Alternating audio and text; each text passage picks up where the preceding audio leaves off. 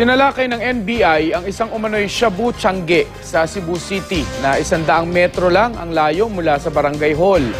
Dalawang naaresto, napag-alaman pang customer umano sa naturang Shabu Tiangge ang isang pulis. Makibalita tayo kay Vlad Fernando ng GMA Cebu.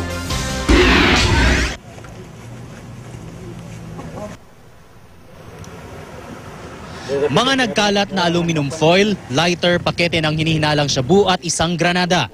Kabilang ang mga ito sa mga nakita ng National Bureau of Investigation Region 7 sa 10 maliliit na silid sa isang masikip na lugar sa Barangay Pulang Bato, Cebu City.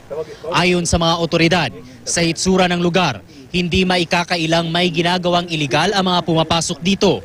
Una raw na itimbre ng isang impormante ang umano'y Shabu Tiangge, 3 buwan na ang nakakaraan.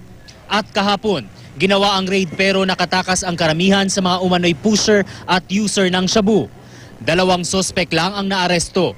Ang ipinagtataka ng NBI, bakit nagkaroon ng ganitong kalakaran sa lugar na 100 metro lang ang layo sa Barangay Hall? Ayon sa mga barangay official, matagal na itong isinumbong sa pulis pero kulang daw ang naging aksyon.